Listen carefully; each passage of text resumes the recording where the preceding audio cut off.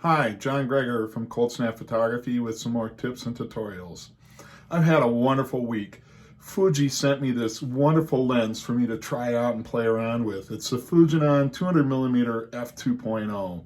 And the thing is a beast. I mean, it is a big, solid lens. And it's just what you would expect a Fuji prime lens to be. Very well made, solid, sharp as a tack, really fast, smooth focusing, and the tonal and color qualities are excellent. I took it out and I photographed birds, I photographed landscapes, I even did some portrait work with it. And I'm going to reflect on what I liked and what I thought could be a little bit better regarding the lens, although there's not much you can criticize with this thing. This isn't intended to be a lens review or a comparison. It's more just some thoughts and ideas about my experiences using the 200mm f2.0. The other long lens that I have from Fuji is the Fujinon 100-400. I have been shooting Fuji for about 4 years and I've got a lot of their glass. The 100-400 is an excellent long lens and is great for birds and landscape, wildlife, and I've even used it for some portraiture. The 200mm, if I had any complaints about it, is that it's not long enough. I mean, what's the first rule of bird photography? You need the longest lens possible. And the second rule is that it's not long enough. I did a few tricks to try to overcome it, and it still performed very, very nicely.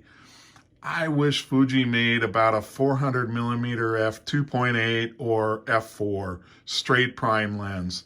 I think that would be an excellent wildlife lens. So here I am, I'm working with this Fuji 200mm 2.0.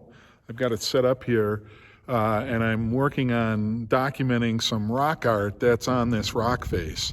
And the piece that I'm documenting is way up on the top of this ledge,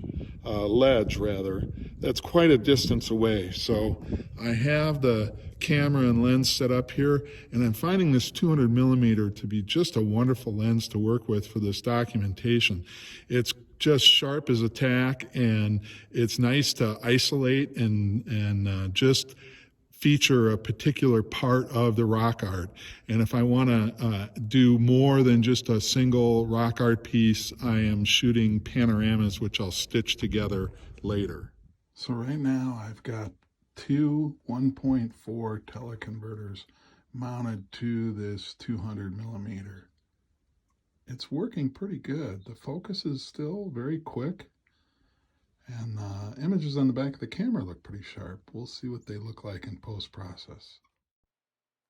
In order to mount two 1.4 teleconverters together, I had to put an extension tube, 16 millimeters of extension, between the two 1.4 teleconverters.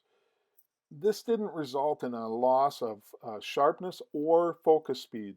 This lens performed exceedingly well, even with those two things on, which normally slow a lens down or cause a loss of image sharpness. But as you can see, these images are tack sharp.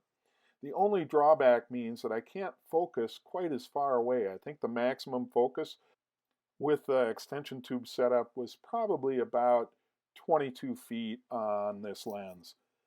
I have to admit that for bird photography in this situation, I was probably a little more comfortable with my 100-400. It gave me just a little bit more versatility for near and far birds.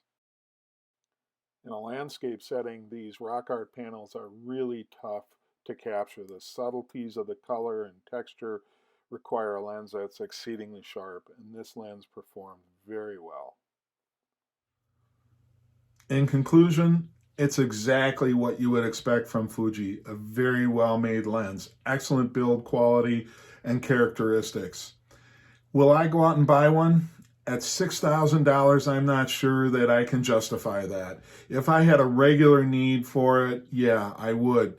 For birding and for nature, my 100-400 fits that niche so well, I don't know that I can justify this. If I had a regular need for this focal length lens for this sort of work, I'd go out and buy it in a heartbeat. It's well worth the money.